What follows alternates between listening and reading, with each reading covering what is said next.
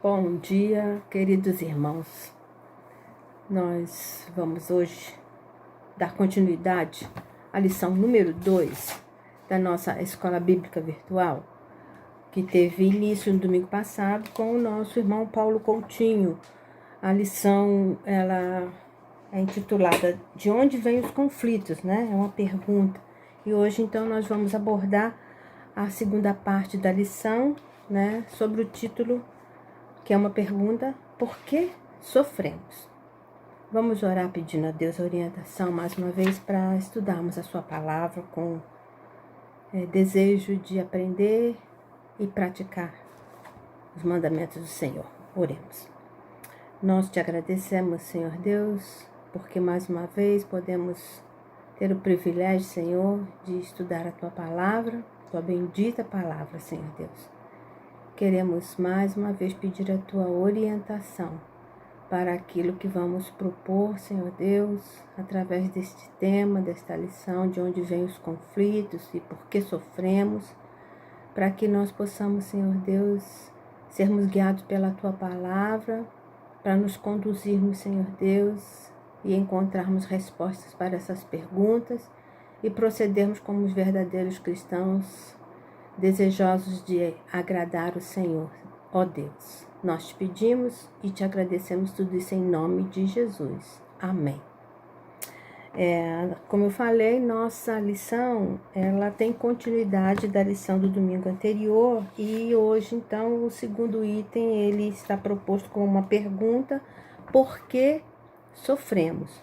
Só recapitulando a lição, né, do domingo passado, que tem por título De onde vêm os conflitos, o irmão Paulo Coutinho muito bem colocou, né, que foi uma entrada, né, foi a entrada do pecado no mundo. Vimos o relato de Gênesis capítulo 3, do versículo 1 até o 24, falando sobre toda a questão da tentação de Adão e Eva, a queda do homem, né, todo aquele contexto. Então o homem agora foi expulso daquele paraíso, né? E agora ele é um ser, está expulso do paraíso, está insatisfeito com os paraísos que tem e vive de paraíso em paraíso, e está impedido de voltar ao paraíso perdido. E então é um ser que decide, o homem, né? E foi aí o primeiro homem decidiu então errado, certo? E as consequências, então, dessa decisão passaram para todos nós, para todos os homens, conforme vemos o relato de Romanos 5:19, porque como pela desobediência de um só homem, muitos foram pecadores, né? Muitos foram feitos pecadores. E aí, então, entramos então com a segunda parte da nossa lição, que é a pergunta: por que sofremos, né? Então, por conta da desobediência, nós sofremos. Então, por que nós sofremos, né?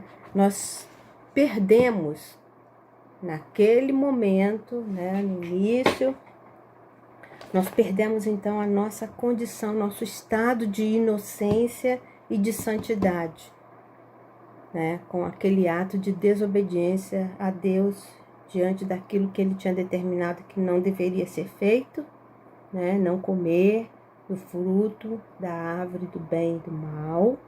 E ele, homem, decidiu, né? Raça humana decidiu desobedecer. E aí, então, foi esta decisão errada que trouxe esta consequência. Então, por que sofremos? Porque perdemos o nosso estado de inocência e santidade. E aí a gente vai até o livro de Eclesiastes, no capítulo 7, o versículo 29. Eu vou ler também o 27 e depois o 29. E assim diz a palavra de Deus: esta é a minha conclusão, diz o mestre. Descobri isso depois de analisar a questão de todos os ângulos.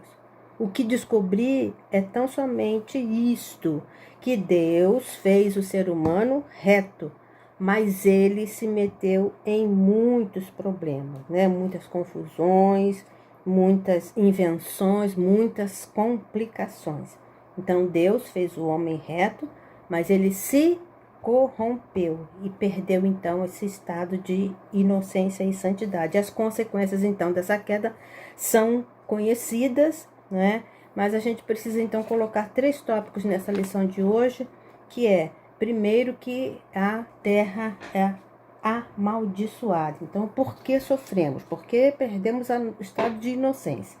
E por que sofremos? Porque a terra vai sofrer as consequências da desobediência contra o Deus Santo, né?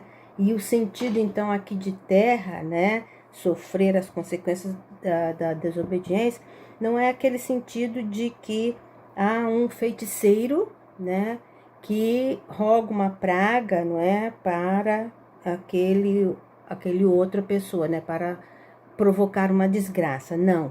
O sentido aqui da terra amaldiçoada é que a terra vai sofrer as consequências pela desobediência, não é? O relato de 2 Pedro 2:3 nos esclarece assim a palavra de Deus. Pela mesma palavra, os céus e a terra que agora existem foram reservados para o fogo e estão guardados para o dia do juízo, quando todos os perversos serão destruídos.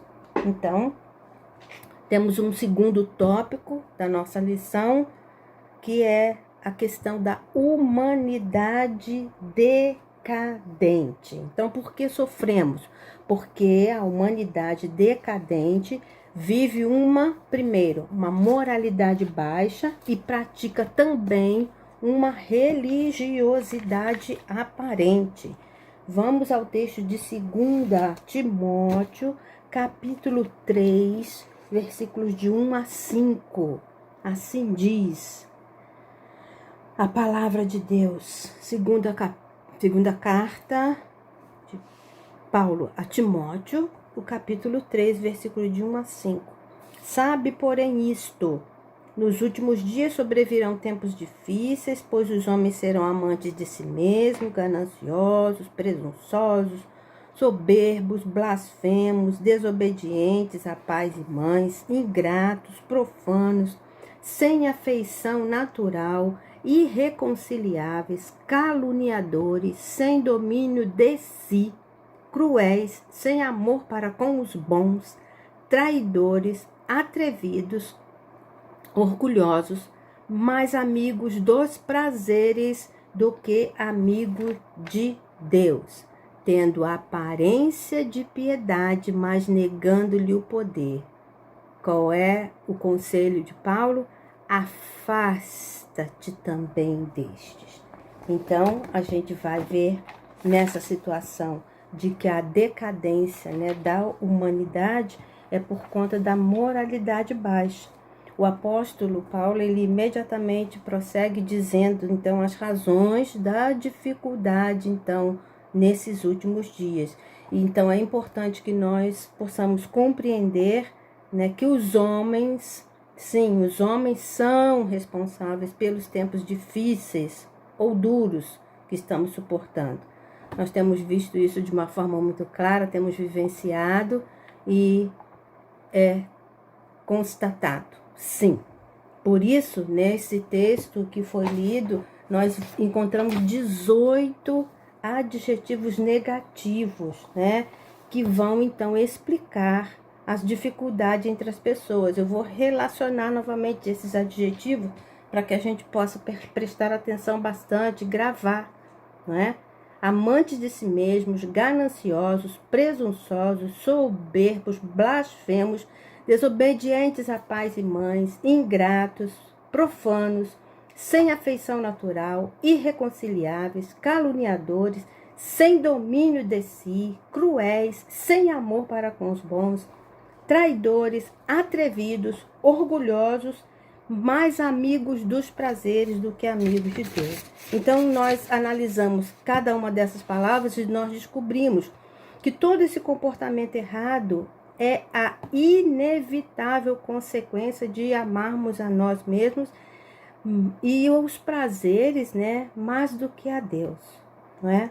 Então, fundamentalmente, irmãos, o erro da humanidade é que o seu amor está mal direcionado. Em vez de sermos amigos de Deus, somos amigos de nós mesmos, somos egoístas, somos amigos de dinheiro, somos avarentos, somos amigos dos prazeres, que somos hedonitas, né? E isso é realmente muito perigoso. E tem então a outra questão, que é a religiosidade aparente, que é porque também sofremos. Sofremos também porque praticamos uma religiosidade aparente. Que perigo, não é? E aí, o versículo 5 desse texto de 2 Timóteo 3 diz assim: serão religiosos apenas na aparência, mas eles rejeitarão o poder capaz de lhes dar a verdadeira devoção. Então fique, né, Paulo admoestando, né, a Timóteo, fique longe de gente assim, irmãos. É inacreditável que pessoas, né, que nós acabamos de ler, possam também se dizer religiosas, infelizmente. E é justamente atrás de fachadas de religiosidade que as pessoas mais se escondem. Encontramos esse triste relato em Isaías capítulo 1, de 10 até 17, e depois então Jesus, né, falando aos escribas, e fariseus hipócritas em Mateus capítulo 23, vou ler só o versículo 25. Jesus disse: ai de vocês, escribas e fariseus, hipócritas, porque vocês limpam o exterior do copo e do prato, mas estes por dentro estão cheios de roubo e de glutonaria. Significa dizer, irmãos, que eles eram meticulosos em proteger a pureza cerimonial, mas por dentro não havia pureza moral em cada um deles. E então nós precisamos tomar cuidado, porque a religião, ela deve combinar, né? A religião verdadeira deve combinar aparência de piedade com a eficácia da piedade, certo? E nós então temos como o terceiro e último item, né, da nossa lição de hoje, porque sofremos, é porque a partir do momento que nós, como cristãos, experimentamos o novo nascimento em Cristo, nós entramos em um campo de batalha e nós então passamos a enfrentar um inimigo poderoso, maligno e astuto, não é? Porque nós, através do nosso nascimento, Efésios capítulo 6, versículos de 10 a 12, vai nos dizer que a nossa luta, no versículo 12 especificamente, nossa luta não é contra o sangue e a carne, mas contra as potestades, contra os principados, contra os dominadores deste mundo tenebroso, contra as forças espirituais do mal nas regiões celestiais. Então, dentro deste campo de batalha, este inimigo, nós destacamos 3 características dele e vamos então dizer que é a característica de poderoso, de maligno e de astuto. No Evangelho, né, de Mateus, no capítulo 4, versículo 8 e 9, fala que o diabo, ele ofereceu, não é, os reinos do mundo para Jesus no momento de sua tentação. Então, nós constatamos que são forças do mal, não são fraquezas do mal. Por isso ele é poderoso, mas vale a pena ressaltar, né, que o Senhor Jesus o chamou também de príncipe deste mundo. E se é um príncipe, é alguém que tem um principado nas mãos, por pouco tempo, mas ele tem. Então, segunda característica do inimigo que enfrentamos neste campo de batalha é o fato dele ser maligno. E se nós esperamos vencê-lo, nós temos que ter em mente que ele não possui qualquer princípio moral, nem código de honra, nem sentimentos mais nobres. Ele é totalmente inescrupuloso, sem qualquer pudor ou vergonha, e ele só gera maldade, maldade e maldade. E o ladrão, então, João, capítulo 10, versículo 10, Jesus falou que ele vem para roubar, matar e destruir. Né? E 1 de João 5,19 também temos o relato, porque nós sabemos que nós somos de Deus e que o mundo inteiro jaz no maligno. Prestemos atenção, então. E a terceira característica neste campo de batalha deste inimigo é que ele é astuto. E o Paulo escreve sobre as ciladas do diabo em Efésios 6, versículo 11, né? E em Coríntios 11, 14 também, ele afirma que o próprio Satanás se disfarça de anjo de luz. E em 2 Coríntios 2,11, declara Paulo, para que Satanás não alcance vantagem sobre nós, pois não ignoramos as intenções dele. Né? E a outra versão diz que não conhecemos bem os planos dele, para vocês perceberem a astúcia, né, deste inimigo. E as ciladas, então, do diabo, elas têm muitas formas, mas o seu maior êxito em astúcia é quando ele consegue, então, persuadir as pessoas de que ele não existe. Essa é uma, né, astúcia que consegue persuadir muitas pessoas, muitos cristãos. Por isso, Martin Lloyd Jones disse, né, negar a sua existência é expor-nos ainda mais às suas sutilezas, né? Então, não neguemos a existência do diabo, né? Para que nós não sejamos expostos ainda mais às suas sutilezas. Porque a palavra de Deus nos diz que o espírito do príncipe da potestade do ar atua, opera agora nos filhos da desobediência. Olha o perigo da desobediência, né? Então, nós precisamos entender que a energia, né, o atuar deste inimigo, ela é eficaz e é operante. Mas, finalizando então nossa lição, para que tenhamos, né, a vitória, até mesmo em meio à luta, sem trégua contra o mal, nós então precisamos nos armar nesta guerra, nesta batalha, com as armas corretas. Então nós precisamos então de toda a armadura de Deus. Vamos ler então como é que a gente consegue se preparar, não é?